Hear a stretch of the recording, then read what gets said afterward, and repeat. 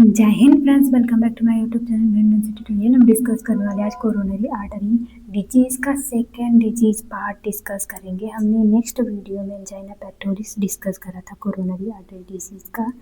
And coronary artery disease के अंदर जो नया डिजीज आता है, नेक्स्ट डिजीज है, वो मायोकार्डियल इन्फेक्शन है।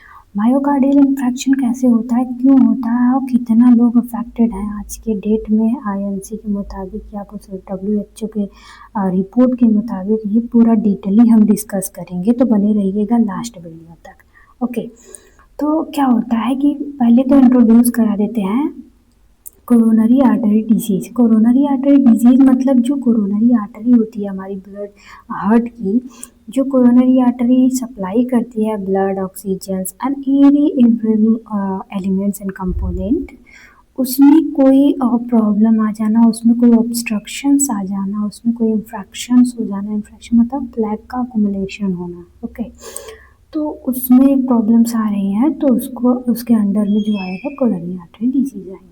ओके, तो ये हमारा मेडिकल सर्जिकल फर्स्ट होगा।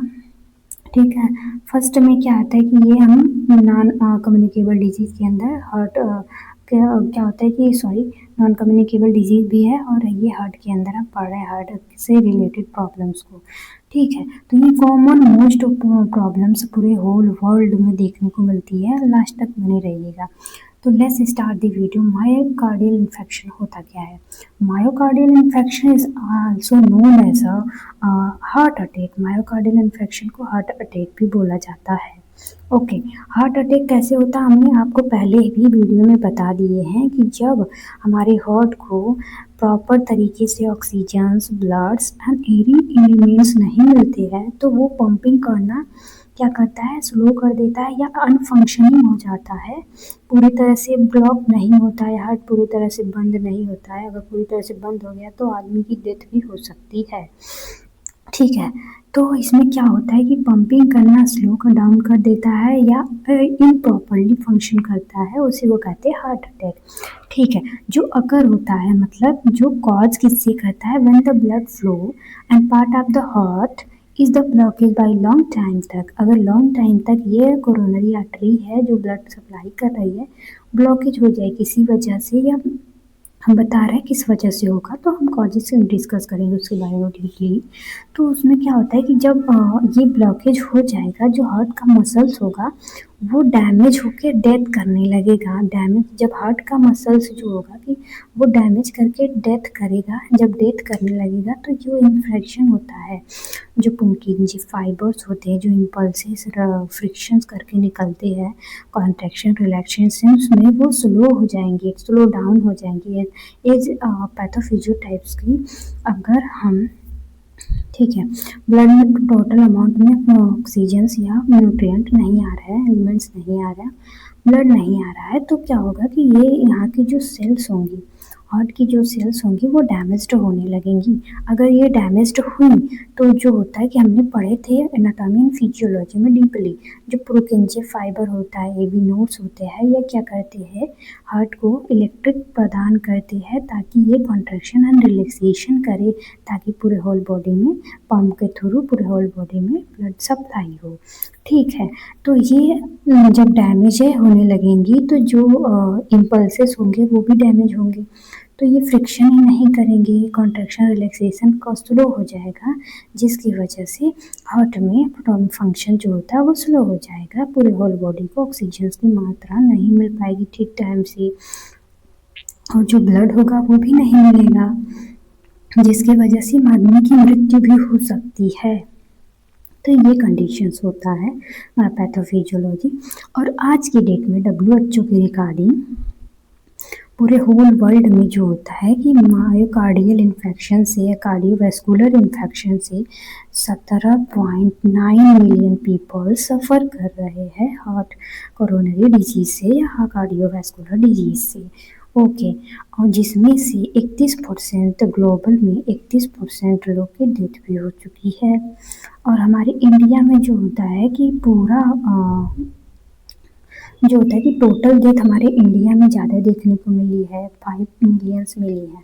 ओके, अब ये हमारे इंडिया में क्यों देखने को मिली है, हमारे इंडिया में क्या होता है पोल्यूशंस भी ज़्यादा है, और जो होता है कि फास्ट फूड की ज़्यादा वो होती है, कंज्यूमिंग ज़्यादा होती है, और स्ट्रेस भी है, अदर अदर डिजीजेस भी है, और लैक ऑफ रिसोर्सेज भी है, और क्या होता है कि अमाउंट भी कम है, ठीक है, इकोनॉमिकल सिस्टम भी बैलेंस नहीं है, इसलिए यहाँ पे ज़्यादा देखने को मिलता है।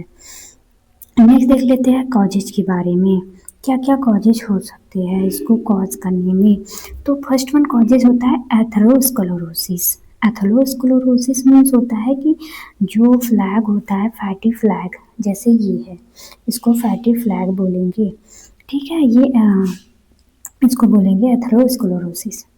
ओके, ये फैट का अकुमुलेशन हो जाना, यहाँ पे फ्लैट ओबिसिटी, जिस व्यक्ति को ज़्यादा होगी ओबिसिटी होगी, तो ये जो फैटी टिश्यूज़ होते हैं वो बिल्डअप कर जाएंगे, कोरोनरी आर्टरी में बिल्डअप कर जाएंगे, जिसकी वजह से ब्लड सप्लाई नहीं हो पा रहा है। अगर ये कुछ ज़्यादा बिल्डअप कर लिए, ये थोड़े से बिल्डअप कर लिए, प्रेशर की वजह से जिसमें ब्लॉकेज आ गया, ठीक है, ये बिल्डअप कर लिए फैटी, प्रेशर की वजह से इसमें ब्लॉकेज आ गया, तो ये हमारी ही ब्लड एंटीबॉडी बना के यहाँ पे क्या करेगी, WBC ये सब आके क्या करेंगे कि जैसे थ्रोम्बोसिस करते हैं, ओके, जैसे हमें कट पिट लग जाता है तो ब्लड वहाँ पे जम जाता है, थ्रोम्बोसिस कर लेते हैं, वैसे यहाँ पे थ्रोम्बोसिस कर लेंगे ताकि और ब्लॉक हो जाए, ठीक है, ये हमारे फीचर होता है ब्लड का कि कहीं भी कट पिट हुआ है, कहीं भी डैमेज हुआ है, जाके वहाँ पे ब्लॉक कर लेना, या उसको प्रिवेंट करने के लिए थ्रोम्बोस कर लेना, ब्लड क्लॉट हो जाना, तो ऐसे क्लॉट हो जाएंगे तो ब्लॉकेज पूरी प्रॉपर तरीके से ब्लॉकेज हो जाएगा, जिसकी वजह से पेशेंट की डेथ भी हो सकती है। ये first causes and most causes है, ओके, एथेरोस्क्लेरोसिस मोस्ट कॉजेज है। नेक्स्ट होता है coronary artery spasm. Coronary artery में स्पाज्म हो गया की वजह से भी जो ब्लड प्रेशर है वो स्लो हो जाएगा, उसकी वजह से भी ब्लॉकेज वगैरह देखने को मिलेंगी। थ्रोम्बोफार्मोसिस, अगर ब्लड वेसल्स में थ्रोम्बस का, जैसे कि ब्लड का क्लोट का फॉर्मेशन हो गया है, क्लोटिंग ब्लड का, वो कहीं पे जाके स्मॉल आर्टरी में बच जाएगा, ब्लॉक कर लेगा, जिसकी वजह से ब्लड प्रेशर नहीं मिल पाएगा, उसकी वजह से भी हार्ट अटैक या बोल सकते हैं मायोकार्डियल इंफ्रेक्शंस हो सकता है। अगर इम्बोलिज्म हो गया, इम्बोलिज्म और हमने थ्रोम्बोसिस अच्छे डीपली में हमने आगे बता दिया है, तो आप देखना चाहते हैं तो नेक्स्ट वीडियो में जाके देख सकते हैं।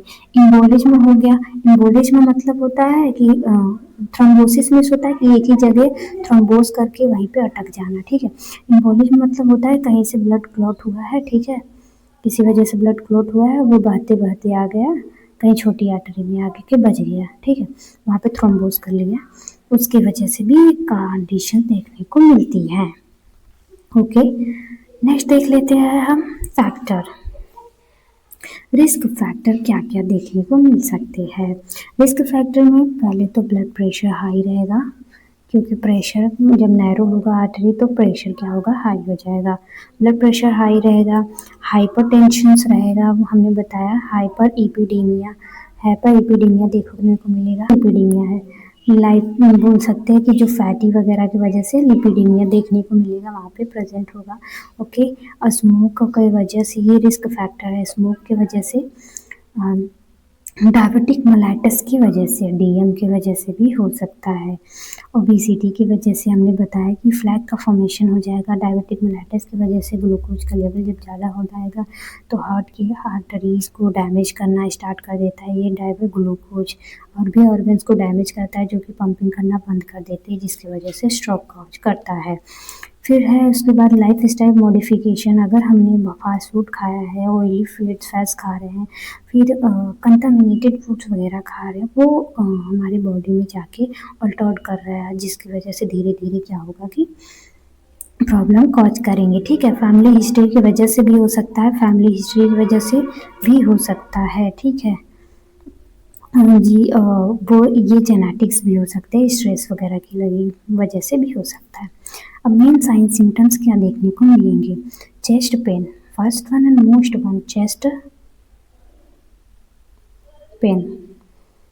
पेन, और जो नेक का साइड जिधर हार्ट रहेगा, ओके, हमारा राइट साइड जो हार्ट है, left side, sorry left side heart है तो पूरे आर्म से नेक से लेके जो वगैरह जो होता है पूरा सुन्न हो जाएगा वहाँ पे, ठीक है। और शॉर्टनेस ऑफ ब्रीथिंग, ये सो भी शॉर्टनेस ऑफ ब्रीथिंग रहेगा, स्वेटिंग्स होंगे, नोजिया होगा, वोमिटिंग एंड फटीग।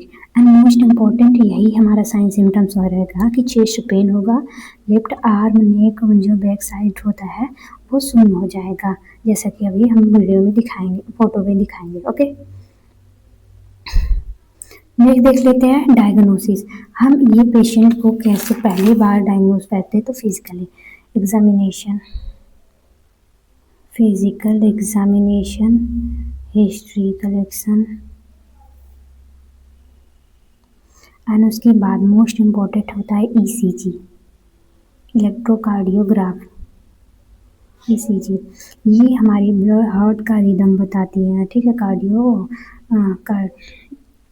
इलेक्ट्रोकार्डियोग्राफ जो होता है कि ये हार्ट का रिदम बताती है, कैसे मतलब जो होता है कि इम्पल्सेस कितना है, कैसे बायोकास्पिड में जा रहे हैं, टाइकास्पिड में जा रहे हैं, वो अपने प्योरिफिकेशन का फंक्शन क्या है ये सब बताती है ईसीजी ग्राफ में, ठीक है।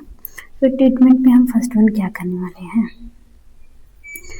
ट्रीटमेंट पे हम मॉर्फिन देंगे, फर्स्ट वन मॉर्फिन देंगे, ऑक्सीजन लेवल को देने वाले ऑक्सीजन को मेंटेन करेंगे ताकि ये सीवी जो होता है वो उससे प्रिवेंट कर सके। जो स्प्रिन होता है, स्प्रिन इज मोस्ट इम्पॉर्टेंट मेडिकेशंस, तो थीन ब्लड जो थिक होता है उसको थीन करके सप्लाई कर देता है हार्ट को, ये प्रॉब्लम्स वो क्रिएट नहीं होने देता, तुरंत दे सकते हैं आपको। किसी को भी हार्ट अटैक तुरंत आए तो तुरंत आप मेडिकेशन स्प्रिन दे सकते हैं। मॉर्फिन्स में ये पेन किलर्स, मॉर्फिन्स वगैरह ये सब ये भी हेल्प करते हैं। एंटीप्लेटलेट ड्रग देंगे जो क्लॉटिंग वगैरह है उसको से प्रिवेंट करने के लिए, जिसमें एंटीप्लेटलेट में आता है क्लोपिडोग्रेन, एंटीप्लेटलेट में आता है क्लोपिडोग्रेन